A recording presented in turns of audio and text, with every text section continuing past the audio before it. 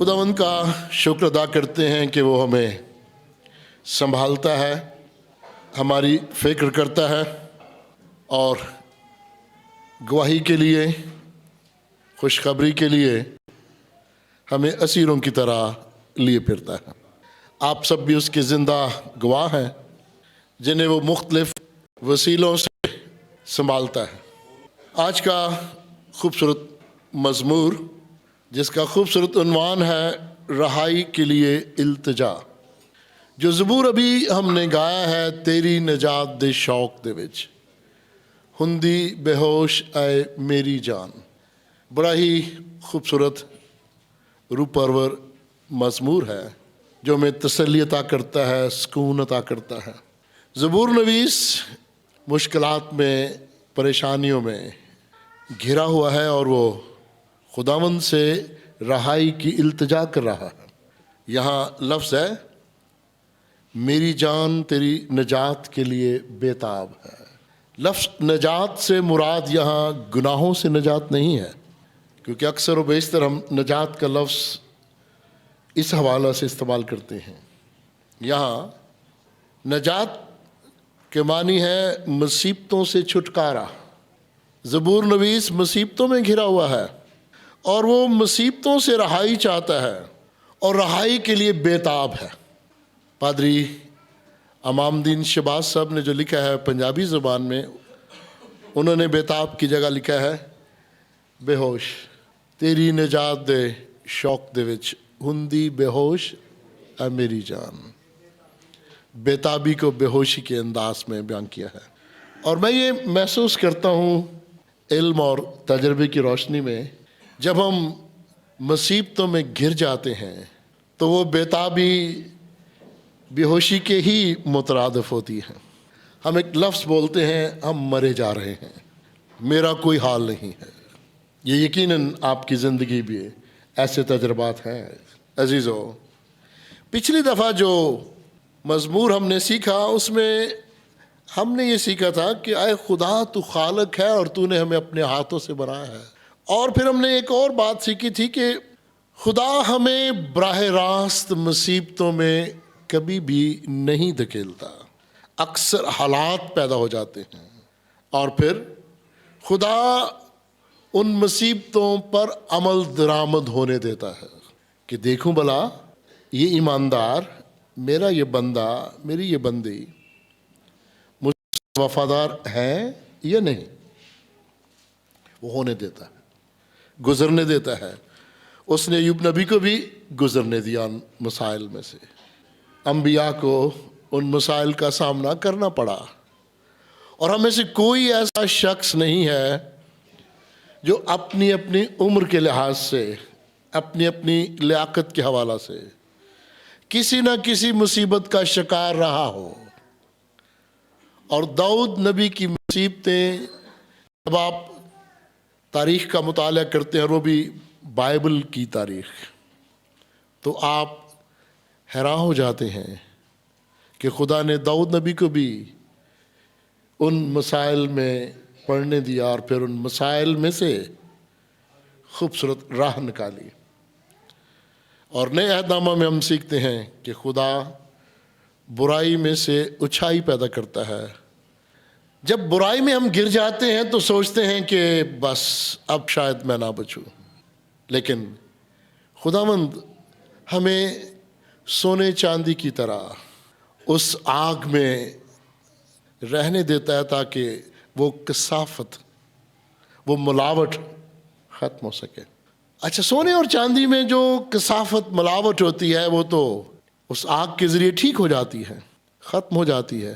पर एक और है, कीमती पत्थर, उन पे आग का कोई असर नहीं होता।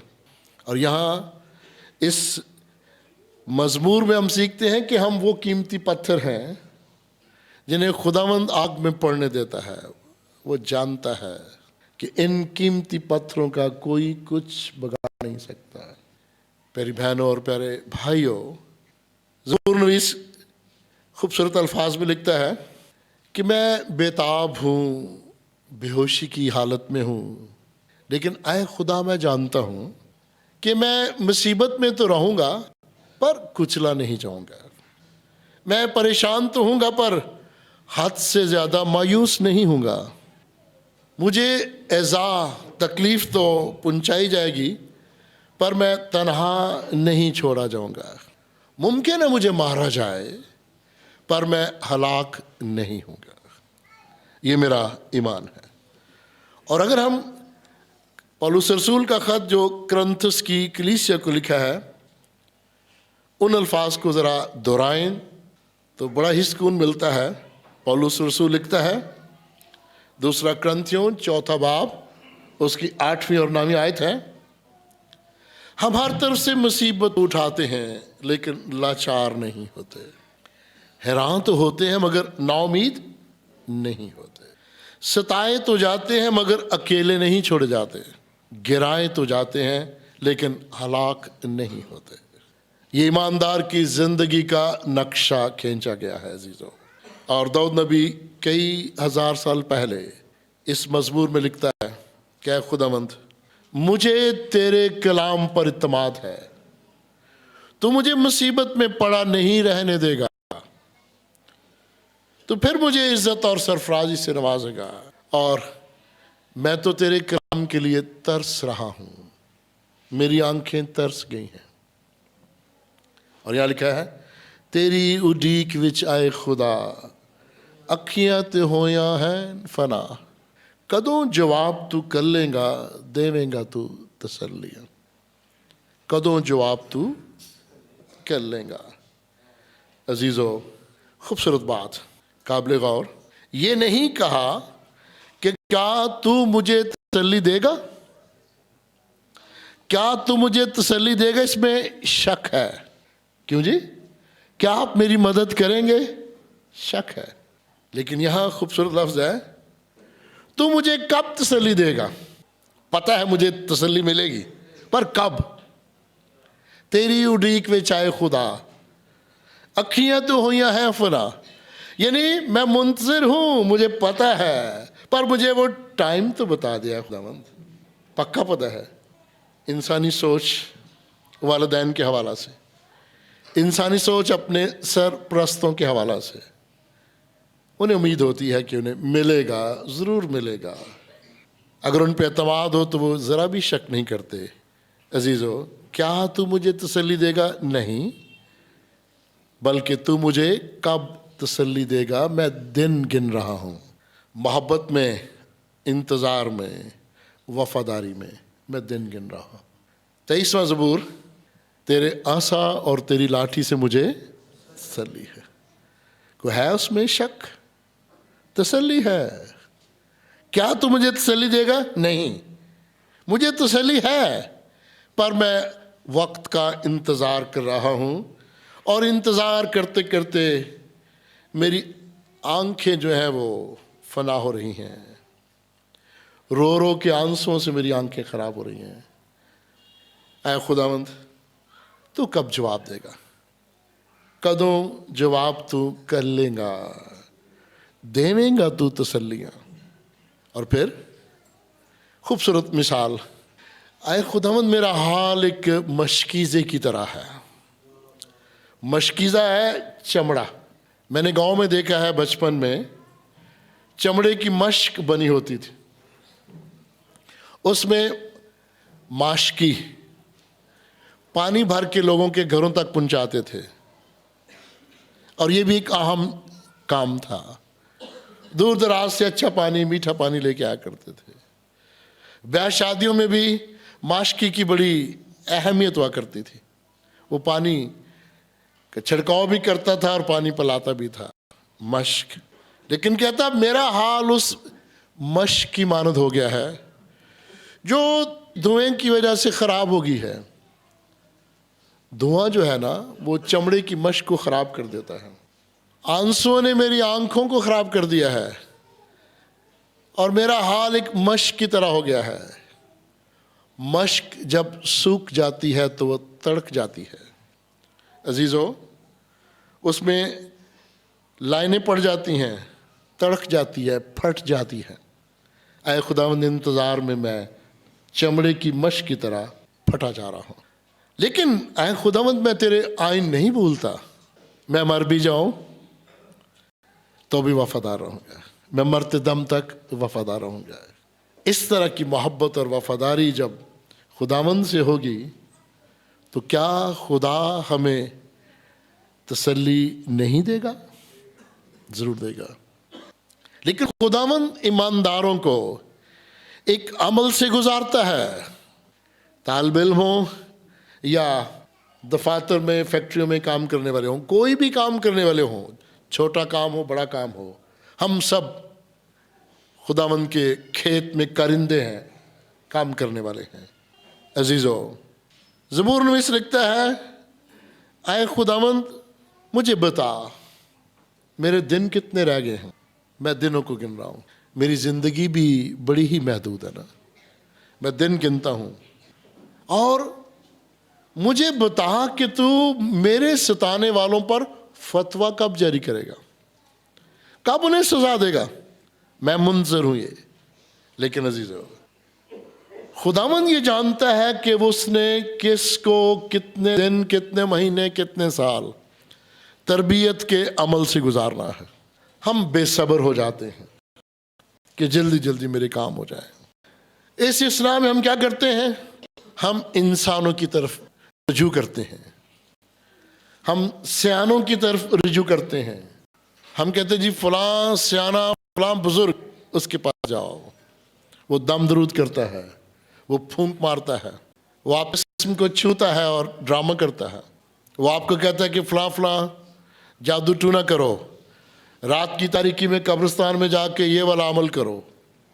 अजीब गरीब अमल आपसे करवाता है, आपको बेवकूफ़ बनाता है। कलाम मुक़द्दस में लिखा है, मलऊन है वो शख्स जो इंसान पर भरोसा रखता है, और मुबारक है वो शख्स जो खुदावंद पर भरोसा रखता है। जब हम खुदावंद से बेवफाई करके, उस काम से बेवफाई करके, उसकी शरीयत से बेवफाई करके अपनी तरह के इंसानों पर भरोसा रखते हैं, तो फिर खुदा हमें सजा देता है। ज़बूर नवीस लिखता है, आए खुदावंद मगरूरों ने जो तेरी शरीयत के पैरोकार नहीं हैं, मगरूर मुतकब्बर तेरी शरीयत को नहीं मानते, इसलिए उन्होंने मेरे लिए गड्ढे खोदे हैं। मुहावरा है, मेरे लिए मसाइल खड़े किए हैं। अगर वो तेरी शरीयत को माने, तेरे कलाम को माने, तो फिर इंसानों पर तरस भी खाएं, फिर एक दूसरे पर तरस भी खाएं। जो कहते हैं मैं खुदा को मानता हूँ, जो कहते हैं मैं इबादत बड़ी करता हूँ, जो कहते हैं मैं नमाज बड़ी पढ़ता हूँ, जो कहते हैं मैं हदिया बहुत देता हूँ, मैं रोज़े बहुत रखता हूँ, पर अगर वो तेरी मखलूक के लिए गड्ढे खोदते हैं, किसी इंसान का भला नहीं चाहते, रिश्तेदार का भला नहीं चाहते, पड़ोसी का भला नहीं चाहते, हर वक्त दिल में नफरत हसद लिए फिरते हैं, क्या हमारा खुदावंद उनसे खुश होगा? आप किसी के वालिदैन की इज़्ज़त करते हैं, किसी के वालिदैन को प्यार करते हैं, पर उसकी औलाद के लिए गड्ढे खोदते हैं, तो वालिदैन खुश होंगे? कभी नहीं खुश होंगे, कभी खुश नहीं होंगे। खुदा चाहता है कि तुम, मैं, हम उसकी मखलूक पर रहम करें, गड्ढे ना खोदें। और ये कहते क्या हैं? हम तो शरीयत के मानने वाले हैं। भाई किस शरीयत के मानने वाले हो? खुदा तो मोहब्बत है, खुदा मोहब्बत है, ये उसकी तारीफ है। खुदा रहीम है, ये उसकी तारीफ है। खुदा मुआफ़ करने वाला है, ये उसकी तारीफ है। खुदा नेक व बद को प्यार करता है, ये उसकी तारीफ है। उसका सूरज नेक व बद पर चमकता है, ये उसकी तारीफ है। और वो नहीं चाहता कि आप जो ईमानदार अपने आप को कहते हैं, आपके दिलों में सदा नफरत और हसद और दूसरे को नीचा दिखाना और कोई ना कोई बहाना ढूंढना उसके मुखालफत का, फिर आप ईमानदार नहीं हैं, आप नामी मसीही हैं।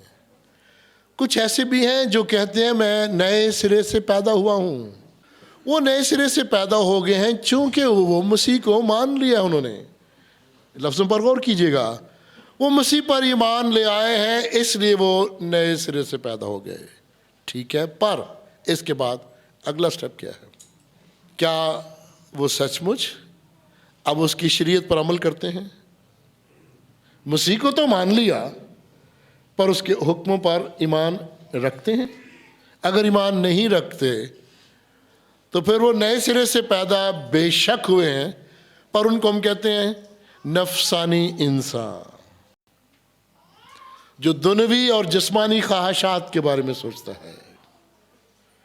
اور جو نفسانی ہے، جسمانی خواہشات، دنیوی خواہشات کے بارے میں سوچتا رہتا ہے، وہ حقیقی ایماندار نہیں ہوتا۔ وہ بے شک اپنے آپ کو کہتا رہے میں نئے سرے سے پیدا ہوا ہوں۔ یہ بڑا عام جملہ ہے پچھلی کئی دہائیوں سے، کیا آپ نئے سرے سے پیدا ہوئے ہیں؟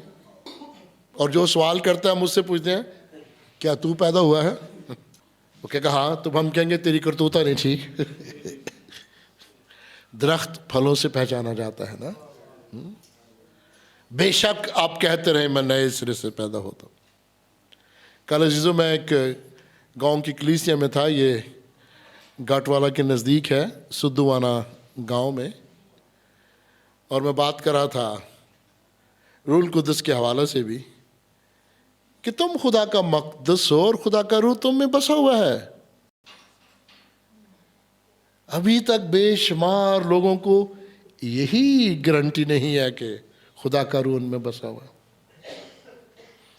اور کلام مقدس میں لکھا ہے پس خدا کے روح کو کام کرنے دو۔ جو خدا کا روح دلوں میں بسا ہوا ہے، کیا وہ کافی نہیں ہے؟ اور کیڑی روح چاہیے؟